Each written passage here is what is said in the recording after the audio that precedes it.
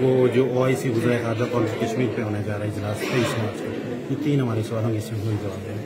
سر، prime minister کا کسی پاکستانی جو اس وقت سربراہ مملکت ہے ان میں سے بڑے عرصے بعد دورہ روس ہے، تو آپ کیا سمجھتے ہیں کہ نیو بلاک بنے گا یا نیو مارکیٹ اوپن ہوگا؟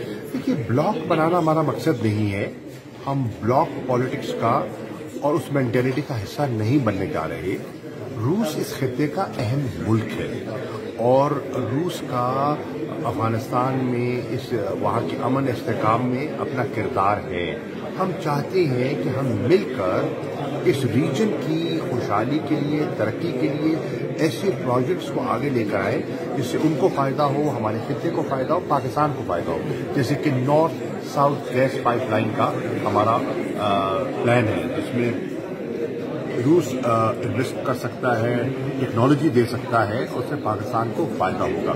یہ امپورٹنٹ وزٹ ہے اور میں سمجھتا ہوں کہ اس وزٹ میں انشاءاللہ ایک اس سے اچھی امیدیں وابستہ کی جا سکتی ہیں. تصحیح پہ فالو اپ ایک تو اجلاس ہوا ہے، فالو اپ میٹنگز میں آپ سمجھتے ہیں کہ جو پروجیکٹ ہے اس میں جو پروگریس ہے مزید تیز ہوگی؟ بالکل ہوگی. اس کو فالو اپ میکینزم اس لیے بنایا ہے، ایک ہماری حکومت نے سی پیک اتھارٹی بنائی ہے اور ایک قابل آدمی کو اس کا چیئرمین تعینات کیا ہے، خالد منصور صاحب کو. اب ہم نے فالو اپ میکینزم بنایا ہے.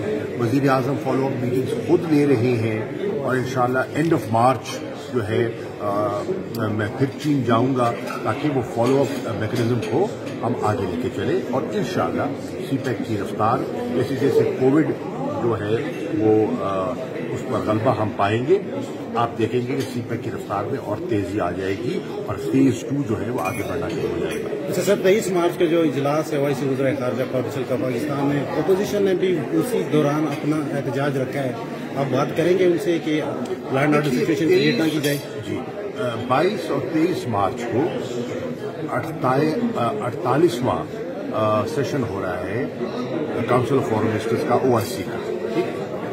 اہم اجلاس ہے.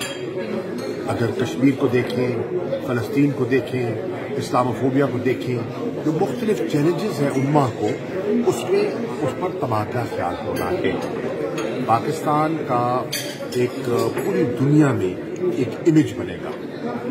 اپوزیشن کو میں درخواست کروں گا پاکستان کے مفاد کو سامنے رکھتے ہوئے اپنے فیصلے پر نظر ثانی کریں. ہم یہ نہیں کہہ رہے وہ کرنا چاہتے ہیں ضرور کریں، ہم رکاوٹ نہیں ڈالنا چاہ رہے. ہم کہہ رہے ہیں کہ ڈیٹس پر نظر ثانی کر لیں. مارچ کرنا ہے ان کا حق ہے، ضرور کریں. صرف ڈیٹس اس طرح کر لیں کہ ان کا مارچ بھی ہو جائے اور ہمارا اجلاس بھی ہو جائے. شیخ صاحب تو ویسے کہہ رہے ہیں کہ ناکام اناؤنسمنٹ ہوتی ہے، اس میں آپ کی وزارت پر آپ کا نام، آپ کی پرفارمنس تو بہت اچھی تھی. آپ پرائم منسٹر جو آپ کی کرتے ہیں سمجھ میں نہیں. دیکھیے، پرائم منسٹر صاحب نے بارہا کہا ہے کہ فارن آفس کی جو پرفارمنس ہے اسے وہ بہت مطمئن ہے، خوش ہے اور ہم مطمئن ہیں. الحمدللہ وزارت خارجہ ایک مثبت رول پلے کر رہی ہے اور کرتی رہے گی. سر ضروری ہے کیونکہ ایک شوشہ چھوڑا ہوا ہے اپوزیشن کی طرف سے کہ عدم اعتماد آ رہا ہے، لانگ مارچز ہو رہے ہیں. آپ کوشش کریں کہ پہلے ملک میں پولیٹیکل اسٹیبلٹی کی طرف گورنمنٹ پہلے پہل کرنے کی بات کریں گے. دیکھیے، پولیٹیکل اسٹیبلٹی تو یقیناً اکنامک گروتھ کے لیے ضروری ہوتی ہے اور ہماری خواہش ہے کہ ملک میں پولیٹیکل اسٹیبلٹی ہو اور ہم انگیج کریں. اپوزیشن کے پاس فورمز موجود ہیں، پارلیمنٹ ایک فورم ہے.